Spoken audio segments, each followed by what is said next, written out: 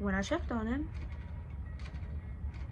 his eyes were open, but there was no life in him.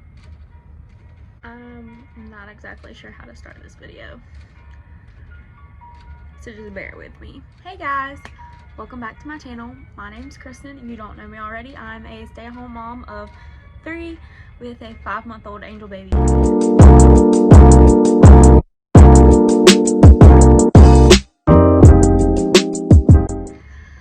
So today we're going to talk about my 5-month-old angel baby in heaven. So he was born in March of 2021. He passed away August 30th of 2021. Basically, backstory, he was our second born, our first boy. We were living with my family when he was born, but when he passed away, we were living with his family. He went to Myrtle Beach in the beginning of August of 2021, and unfortunately, somehow, somewhere, him and his sister both wound up catching RSV. They tested positive on the 11th of August. There was never any reason to take either of them to the hospital. Athena, obviously she was a little bit older, so she was able to fight it, but unfortunately Brexton was not. 19 days after his diagnosis, he was gone.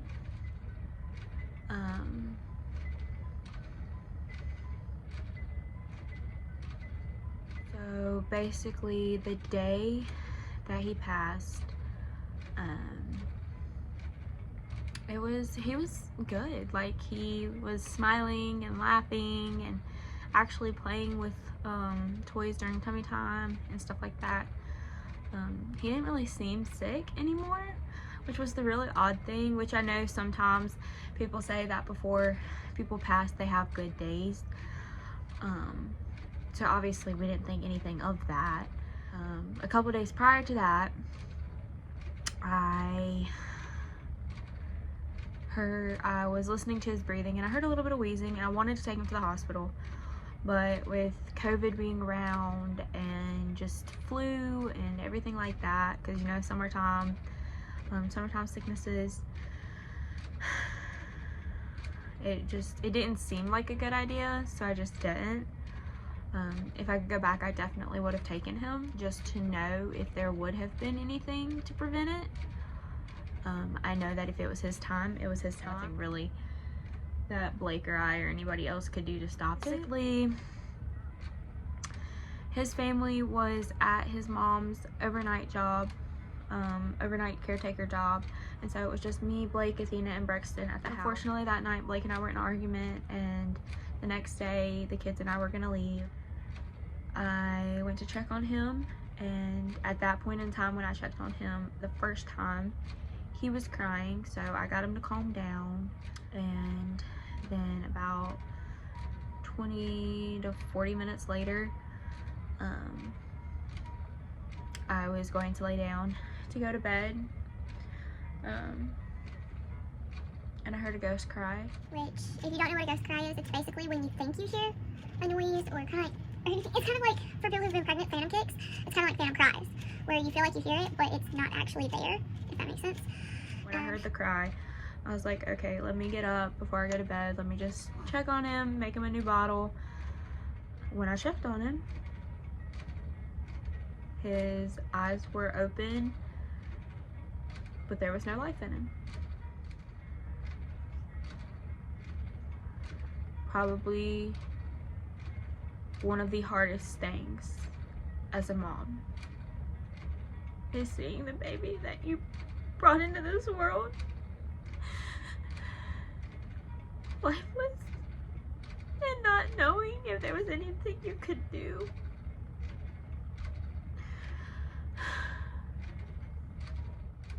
Blake tells me the scream that I screamed, he still hears at the same time every night.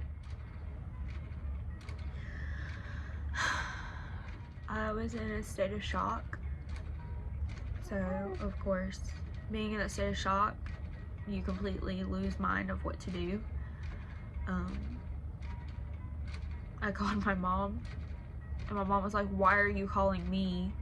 Call 911." And so I hung up with her, and she came to the house while they were on their way. I called 911, and they directed us on how to do CPR. Blake did CPR because I couldn't.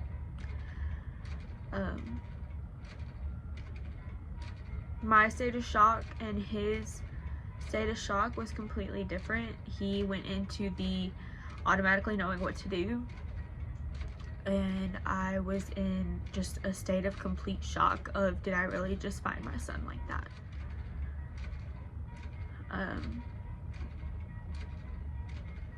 First responders came, they took over CPR.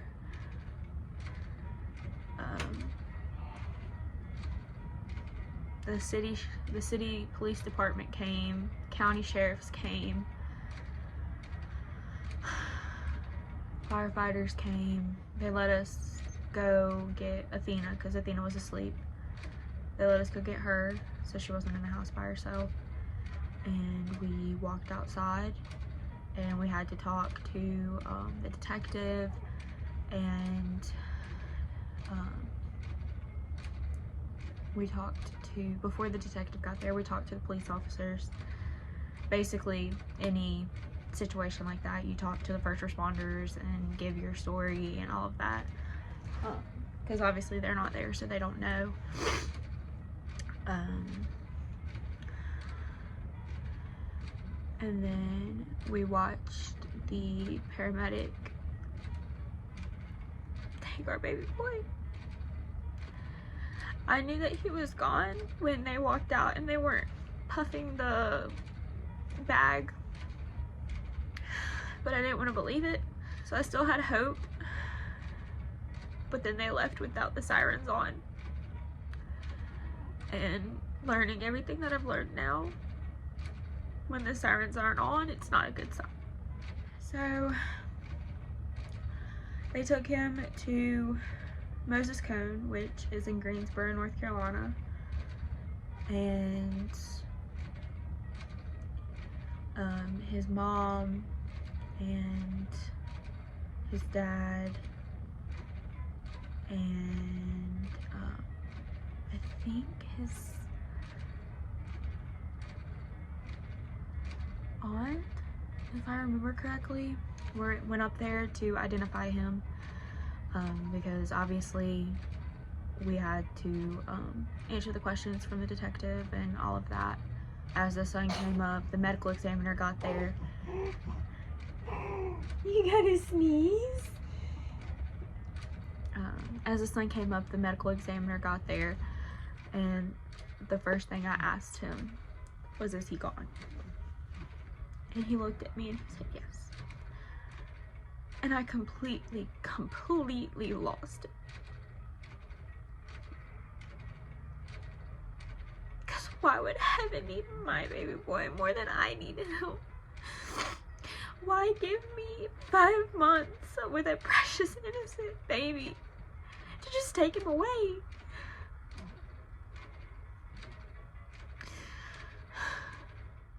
I don't understand. It's been almost 3 years and I still don't understand. And I know I'm not meant to understand, and I won't ever understand, and I won't ever know why God, heaven needed him more than I did. Because you carry a baby for 9 months. You put life into this baby.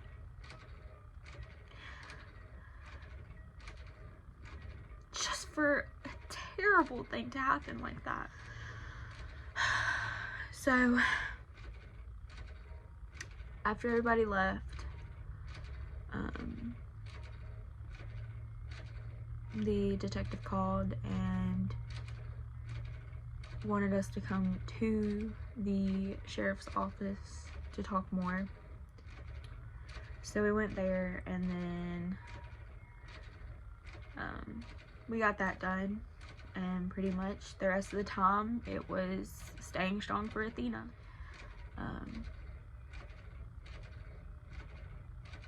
In all honesty, Blake and I haven't really got to grieve properly. It definitely hits us. Mine hits me whenever Athena wants to watch Moana or Frozen. Those are the two movies that we watched on repeat after Brexton passed away. It's just what Athena wanted to watch, so Athena got what she wanted to watch. Visitation was, I want to say September 6th, I believe. Yeah, I think it was the 6th. And then he was cremated on the 12th, I believe. Or I could be wrong. I could have the dates wrong for that. But we did have a visitation for him, for everybody to say their goodbyes or see you laters or whatever. I do want to say, if I haven't already, thank you to everybody that came and supported Blake and I. Thank you to the ones who brought Athena little toys to play with so that she could be distracted. I was also 6.5 weeks pregnant with Ashton. Yeah, we had a visitation for him, and then Blake and I both agreed that we couldn't bury our son. So we got him cremated, and I'm very thankful because we didn't have to pay for anything except for the obituary in another county and the copy of the death certificate. Everything else was paid for and taken care of. So we are very, very thankful for that, and that was a huge, huge financial relief off of us, because it's hard enough having to plan a visitation and decide if you want to bury or cremate your kid. The last thing you want to do is worry about financials. We have his urn sitting on our shelf over there. When we traveled in the beginning of 2022, we took his urn with us when we had to go into the hotel when his family had COVID. We took him with us. We took him everywhere with us, because if we were gonna see the world, he was too, even though he's seeing the best part of the world that could possibly be seen. After the visitation, we had to go sign papers and all of that, and pick out his urn and all of that type of stuff. And then we went and picked up his urn a couple days later, and it was like reliving it all over again. I think that's one of the hardest things about death, is knowing that you're not going to hear their voice again. You're not going to hear their laugh again. And especially at 5 months old, you're never going to see them walk or crawl. Or, like, I don't even remember if he was saying mama. And it's so hard to not remember that type of stuff.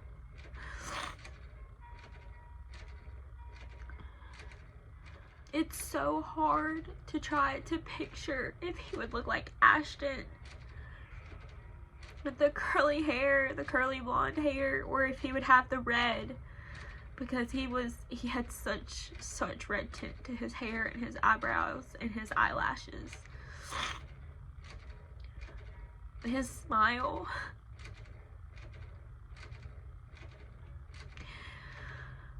I have a video from him when he was 3 months old of him laughing when I was talking to him.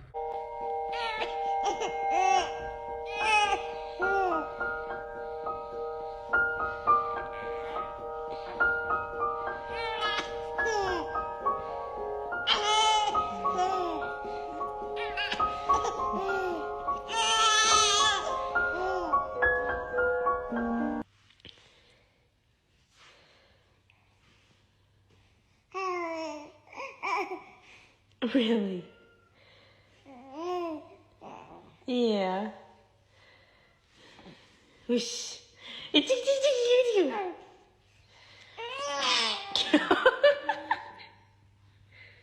Hi. Hi. I love Ashton and I love Ryder, but I would do anything to have Brexton back. I wouldn't wish this on my worst enemy. Knowing that we did everything we could have done except taking him to the hospital when we had the feeling to is a really good feeling. It's definitely hard having infants now. Like with Ashton, I swear we lost so much sleep because of the amount of anxiety that would come, especially the closer he got to 5 months. It's hard and it's scary because you never know. You truly never know when death is going to hit somebody. And so with Ashton, we had the outlet to track his oxygen and everything like that. And that was extremely helpful. It was very, very, very reassuring to have that, because whenever his stuff would drop, a sense would go off, or like an alarm or something would go off. When we made it past 5 months, the anxiety went away, because it's like, okay, we made it past 5 months. While yes, the same thing can happen even past 5 months, it was reassuring to know, hey, he made it past 5 months. Having Ryder, he's 2 months from 5 months, and I honestly, it still scares me to not really know what to expect. With each kid, it gets the anxiety isn't as strong when it comes to that age, because for me personally, I don't know how Blake is, but for me personally, I've gotten in my mind, if something's gonna happen, it's already planned. It's gonna happen, whether we want it to or not. We can't stop it, because when it's God's time, it's God's time. If God wants Ashton, Lord forbid, or if God wants Ryder, Lord forbid, or even Athena, Lord forbid, he's gonna take them, and there's nothing that we can do to stop that. I live in the motto of live every day like it's your last, because you truly, truly never know.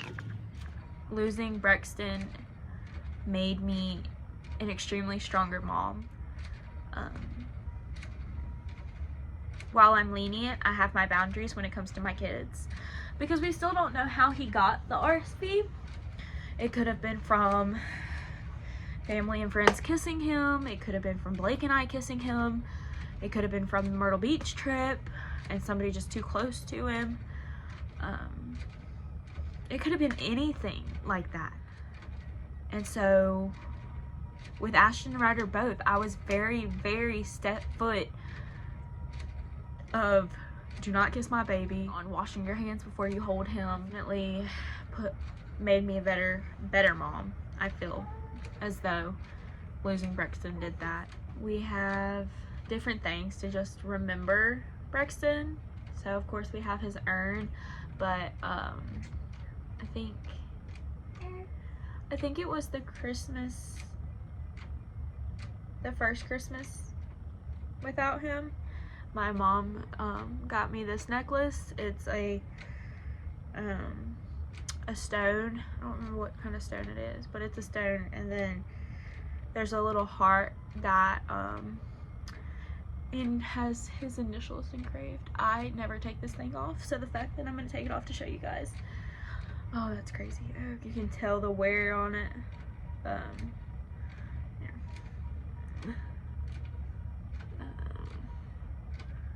Yeah.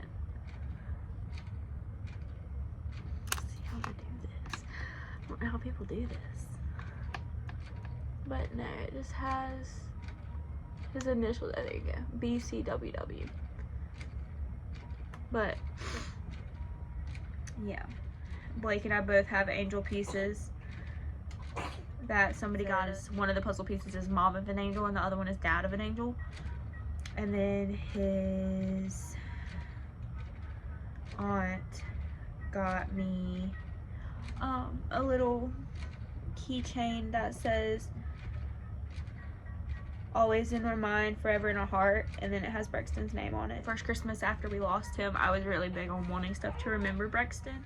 I think I told pretty much all of it. Is a very, very, very sneaky thing, because you could think that you are fine and that you have handled it so well, but one little thing can trigger a breakdown because of not being able to grieve in the way that we needed to.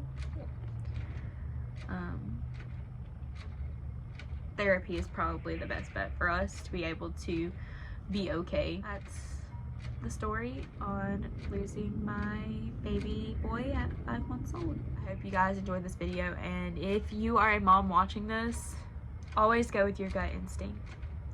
If you feel like you want to take your baby to the hospital, take him, take her. Do what you can to keep your baby, because you never know when they're going to breathe their last breath. And I will see you guys in my next video. Bye.